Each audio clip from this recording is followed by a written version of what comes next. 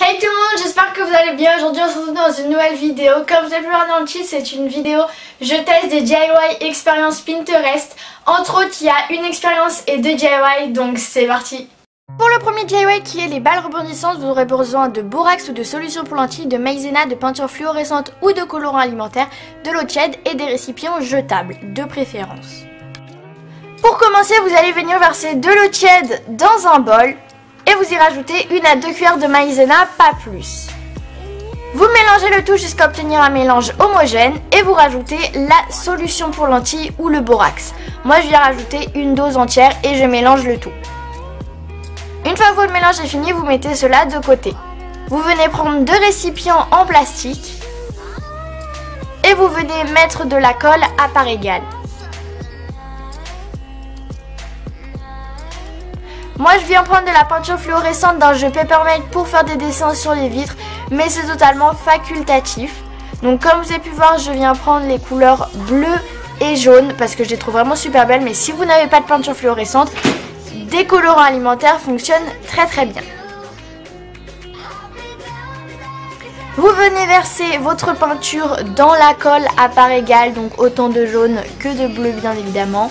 Mais si cela ne fonctionne pas assez, enfin marque pas assez, vous pourrez en remettre plus tard. Et vous mélangez le tout très proprement. Ensuite je viens verser des quelques cuillères du premier mélange qu'on a fait et vous allez venir mélanger. Donc si votre pâte est trop liquide, venez rajouter de la maïzena au fur et à mesure. Et si elle est trop compacte, venez rajouter de l'eau tiède et de la solution pour lentilles au fur et à mesure également. Moi j'avais bien évidemment trop mis de mélange.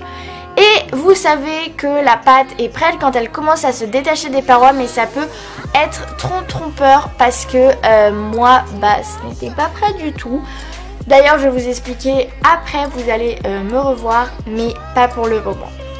Et donc vous continuez de mélanger et quand elle se détache vraiment des parois, c'est qu'elle est normalement prête. Et vous faites ça pour le bleu également. Ensuite je vous conseille de venir mettre des gants en latex. Donc oui, je ne l'ai pas mis dans la liste des produits, mais en fait j'ai complètement oublié cette étape là. Et vous venez prendre votre pâte et comme vous allez pouvoir le voir dans quelques instants, c'est catastrophique, c'est un flop, ce n'est pas du tout une balle rebondissante. Et à cette étape là, franchement moi je pensais que j'avais réussi, mais pas du tout. Donc comme vous avez pu voir pour le premier DIY qui est la balle rebondissante, c'est complètement un échec, un flop, tout ce que vous voulez, ça ne fonctionne pas. En tout cas pour moi ça n'a pas fonctionné, mais ça a donné un truc vraiment hyper étrange. Donc plutôt je le catégoriserais en expérience. En gros c'est genre ça coule comme vous pouvez le voir, et dès qu'on le met dans nos mains, au contact de notre main, ça devient dur et on peut fermer tout ce qu'on veut avec. Mais à peine c'est en contact de quelque chose, par exemple je prends le premier truc, ça va s'étaler et coller. Je sais pas vraiment si ça fonctionne, donc moi je catégorise ça comme un flop. Pour le second DIY, c'est plutôt l'expérience de la bouteille qui boit. Pour cela il vous faudra de l'eau, une assiette, une bouteille transparente ou en verre mais qui est vide, de l'eau tiède et si vous le souhaitez, des colorants alimentaires. Pour commencer je viens prendre un petit peu d'eau et moi je vais venir la colorer. Donc j'ai mis du jaune et du bleu pour faire un peu du vert clair. Mais c'est vraiment la couleur que vous voulez et c'est complètement facultatif, mais je trouvais que ça donnait un goût un peu plus extraordinaire à l'expérience. Vous la mélangez et vous la versez dans une assiette. Vous mettez cette assiette de côté et vous allez venir faire chauffer de l'eau. Et une fois que c'est prêt, je vous conseille de protéger votre main avec un petit torchon pour tenir la bouteille et vous venez verser l'eau bien bouillante dans la bouteille jusqu'à ras-bord. Mais quand je dis à ras-bord, c'est vraiment à ras-bord. Vous fermez la bouteille et vous attendez 1 minute et une fois que c'est bon, vous allez venir verser l'eau dans un verre, on ne va pas l'utiliser. Et directement quand c'est fait, vous reprenez l'assiette et vous allez venir placer votre bouteille à l'envers. Vous attendez 5 à 10 minutes maximum et vous allez voir que l'eau va monter toute seule. C'est vraiment magique, extraordinaire et ça fonctionne mais du feu de Dieu. Enfin, moi en fait, comme je vais le dire après hors caméra, c'est monté jusqu'en haut de la bouteille et j'ai trouvé ça vraiment extraordinaire. Je vous le conseille vraiment, faites-le chez vous. Deuxième DIY expérience, c'était l'expérience de la bouteille. Je trouve ça extraordinaire, ça a hyper bien fonctionné.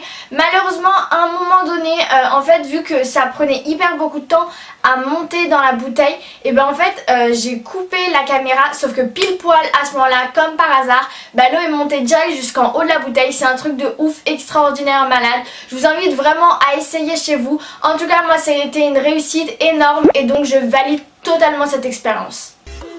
Pour le troisième DIY, on va réaliser de la pâte à modeler maison. Pour cela, il vous faudra de la farine, un bol, de l'eau et si vous le souhaitez, mais encore une fois c'est facultatif, du colorant alimentaire.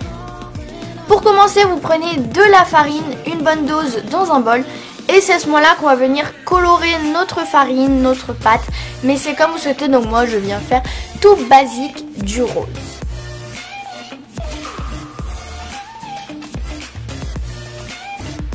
Et ensuite, vous allez venir rajouter au fur et à mesure de l'eau et à chaque fois, vous mélangez le tout. Ensuite, je rajoute le sel, je remélange et je continue de rajouter de l'eau. Il faut que la pâte soit compacte, enfin en fait comme de la pâte à modeler, mais pas trop liquide non plus. Donc si votre pâte est trop liquide, comme pour le premier DIY, en fait vous rajoutez de la farine, mais si elle est trop compacte, faites attention à ne pas trop la ramollir, mais vous pouvez rajouter un tout petit chouïa d'eau. Donc là, la pâte ne se colore pas, mais vous allez voir, elle va venir après. Et là, comme vous avez pu le voir, je n'ai pas du tout la main légère, car en fait, j'ai versé tout le verre d'eau et c'était trop liquide. Donc, je suis venue rajouter de la farine. Donc du coup, ça m'a donné une pâte beaucoup plus grosse que ce que je voulais, mais c'est pas grave.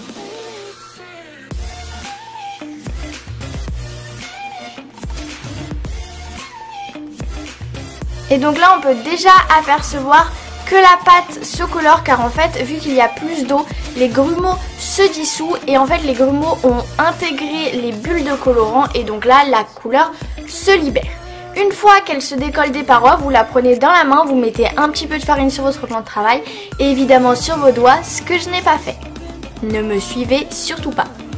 Et ensuite au fur et à mesure vous rajoutez de la farine à l'intérieur de votre pâte et vous la remalaxez et on sait qu'elle est prête quand elle ne colle plus du tout à vos doigts ni sur un bureau ou là où vous travaillez.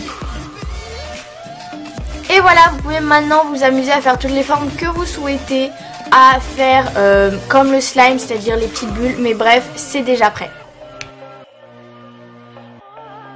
Et pour le troisième DIY, c'était la pâte à modeler. C'est vraiment de la vraie pâte à modeler.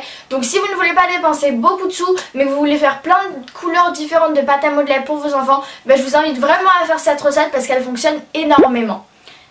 Donc voilà tout le monde, cette vidéo est terminée. En tout cas j'espère vraiment qu'elle vous aura plu. N'hésitez surtout pas à me le dire en commentaire et également à partager la vidéo si vous l'avez aimée et pour donner toutes ces astuces là à tout le monde. Également à liker la vidéo si ce n'est toujours pas fait et à vous abonner également pour me récompenser de mon travail et si ma chaîne vous plaît. C'est le moment, c'est gratuit, ça prend une seconde, juste un petit clic.